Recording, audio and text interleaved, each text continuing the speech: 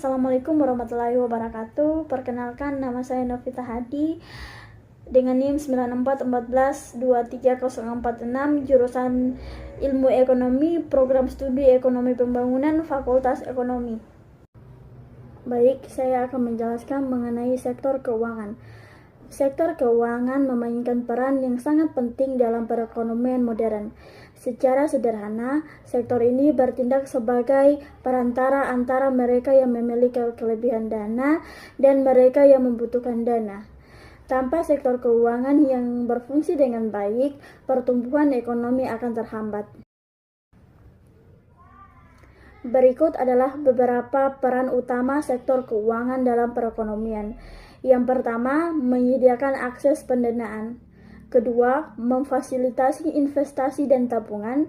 Ketiga, meningkatkan efisiensi dan ekonomi. Keempat, mendorong pertumbuhan ekonomi. Kelima, menyediakan mekanisme manajemen risiko. Keenam, menjaga stabilitas keuangan. Dan yang terakhir, mendukung inklusi keuangan. Baik, saya akan menjelaskan poin yang pertama dalam sektor keuangan dalam perekonomian, yaitu menyediakan akses pendanaan. Akses pendanaan merupakan aspek krusial bagi individu dan usaha, terutama usaha mikro, kecil, dan menengah atau UMKM. Berikut beberapa cara dan sumber untuk mendapatkan akses pendanaan. Yang pertama, pinjaman bank. Bank adalah sumber pembiayaan tradisional yang menyediakan pinjaman kepada individu dan perusahaan. Pinjaman bank dapat bersifat jangka pendek atau jangka panjang dan biasanya melibatkan pembayaran bunga dan pelunasan pokok pinjaman dalam waktu tertentu. Kedua, lembaga keuangan dan mikro atau LKM. Lembaga keuangan mikro berperan dalam membantu kelancaran operasional UMKM serta melakukan pengembangan dan pengelolaan dana. Keberadaan lembaga keuangan mikro atau LKM semakin penting lantaran jumlah usaha mikro, kecil, dan menengah atau UMKM di Indonesia terus mengalami peningkatan. Merujuk data kedataan hingga 2009 lalu, terdapat lebih dari 65,5 juta UMKM di Indonesia. Angka tersebut meningkat 1,98% dari tahun sebelumnya. Yang ketiga adalah modal ventura, investasi yang diberikan kepada startup atau perusahaan berkembang dengan harapan mendapatkan keuntungan di masa depan. Keempat, bank perkreditan rakyat atau BPR adalah salah satu jenis bank yang banyak melayani golongan pengusaha mikro kecil dan menengah sehingga sangat berperan penting dalam masyarakat. Hal tersebut ditegaskan dalam Undang-Undang Nomor 10 Tahun 1998. Disebutkan BPR sebagai jenis bank yang kegiatan usahanya terutama ditunjuk untuk melayani usaha-usaha kecil dan masyarakat di daerah pedesaan. Kelima, program kredit usaha rakyat atau KUR. Salah satu bentuk nyata dari dukungan pembiayaan UMKM yang bersumber dari APBN adalah program kredit usaha rakyat atau KUR.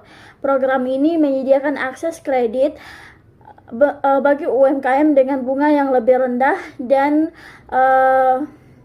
persyaratan yang lebih mudah dibandingkan dengan pinjaman konvensional. Poin kedua yaitu memfasilitasi investasi dan tabungan. Sektor keuangan berperan penting sebagai perantara yang menyalurkan dana dari pihak yang memiliki surplus ke pihak yang membutuhkan dana atau investor. Baik, di sini ada dua poin. Yang pertama, penghimpunan dana masyarakat dan menyalurkan ke sektor produktif. Yang pertama yaitu penghimpunan dana ke pihak ketiga atau DPK perbankan. Menurut data Bank Indonesia, total DPK atau tabungan giro dan deposito perbankan di Indonesia pada akhir tahun 2022 mencapai sekitar 7.305 triliun, tumbuh sebesar 91,5% year on year. Dan inilah yang kemudian menjadi sumber pembiayaan bagi sektor usaha dan individu. Kedua, penyaluran kredit. Pada periode yang sama, Pada akhir tahun 2022, total kredit yang disalurkan oleh perbankan di Indonesia mencapai 6.151 triliun, tumbuh sebesar 11,1% year on year. Angka ini mencerminkan peningkatan kapasitas pembiayaan bagi sektor real seperti UMKM, industri, manufaktur, perdagangan, dan sektor lainnya.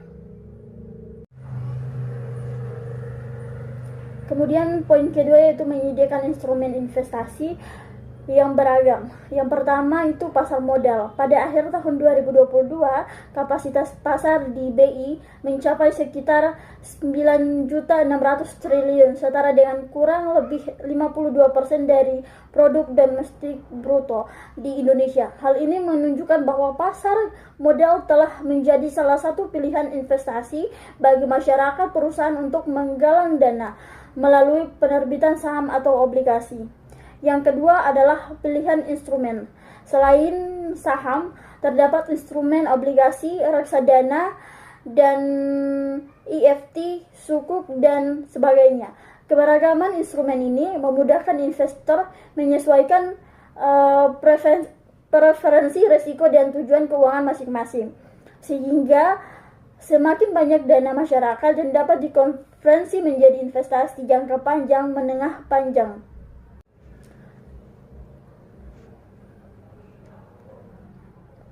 Kemudian berikut ini adalah poin ketiga, yaitu meningkatkan efisiensi ekonomi. Efisiensi ekonomi berkaitan dengan cara terbaik dalam mengalokasi sumber daya agar menghasilkan output maksimum dengan input semaksimal mungkin. Hal ini mencakup efisiensi produk dan efisiensi alokasi, yaitu sektor keuangan juga tidak hanya menyalurkan dana, tetapi juga meningkatkan efisiensi ekonomi melalui pengurangan biaya transaksi, peningkatan transparansi, dan percepatan alokasi sumber daya ke sektor produktif. Adapun aspek meningkatkan efisiensi ekonomi, yang pertama yaitu inklusi keuangan dan layanan digital. Transformasi digital di sektor keuangan telah meningkatkan akses masyarakat ke layanan perbankan. Menurut data Otoritas Jasa Keuangan atau OJK, penetrasi layanan perbankan digital di Indonesia telah meningkat pesat.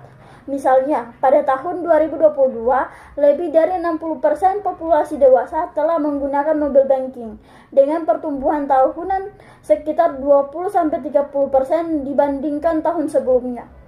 Hal ini mungkin biaya transaksi dan mempercepat proses pembayaran serta transfer dana. Yang kedua yaitu perkembangan vintage dan layanan keuangan inovatif. Vintage telah merevolusi layanan keuangan di Indonesia dengan menyediakan akses yang lebih luas dan biaya yang lebih rendah. Menurut Asosiasi Vintage Indonesia, jumlah penggunaan layanan vintage tumbuh sekitar 45% pada tahun 2022.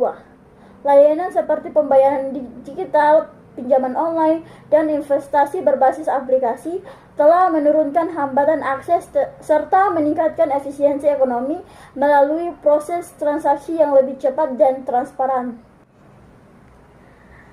Yang ketiga yaitu penyaluran dana dan pertumbuhan investasi. Di sini ada 2 poin, yaitu yang pertama penghimpunan dan penyaluran dana.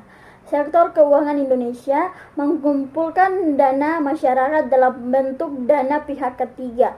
Pada akhir tahun 2022, total DPK perbankan mencapai sekitar 7.305 triliun dengan pertumbuhan year-on-year sekitar 9,1%. Dana ini disalurkan kembali melalui kredit yang pada periode yang sama mencapai sekitar 6.151 triliun. Pertumbuhan year-on-year sekitar 11,1%. Data ini menunjukkan bahwa lembaga keuangan secara efisien menyalurkan dana dari sektor tabungan ke sektor investasi produktif. Poin kedua yaitu pasar modal dan diverifikasi instrumen investasi.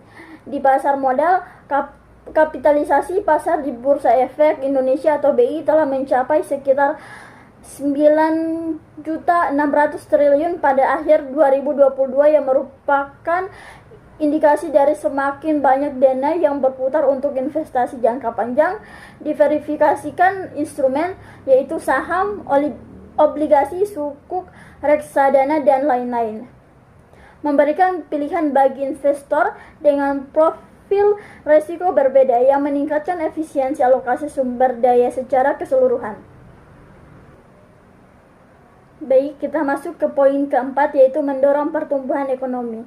Mendorong pertumbuhan ekonomi berarti menciptakan kondisi yang memungkinkan peningkatan output nasional secara berkelanjutan melalui pemanfaatan sumber daya secara optimal, peningkatan investasi, inovasi teknologi, dan peningkatan produktivitas.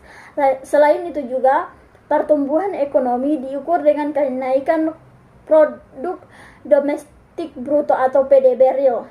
Dalam jangka waktu tertentu, peningkatan PDB mencerminkan adanya peningkatan dalam jumlah barang dan jasa yang diproduksi yang pada gilirannya meningkatkan kesejahteraan masyarakat.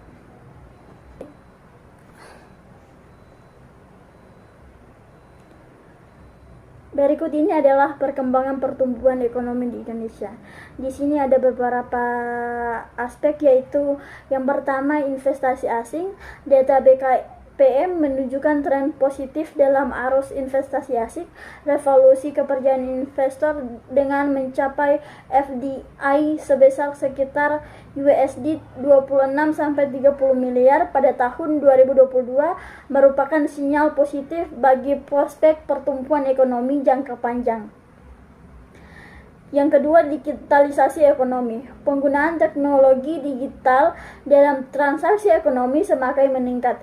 Data Bank Indonesia mengungkapkan bahwa transaksi digital mengalami kenaikan signifikan yang mendukung efisiensi sistem pembayaran dan mengurangi biaya transaksi.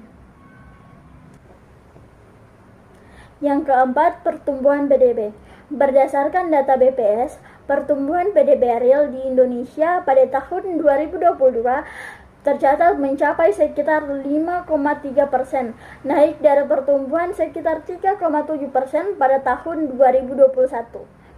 Peningkatan ini didorong oleh pemulihan sektor jasa dan industri pasca pandemi, serta dukungan investasi dan infrastruktur.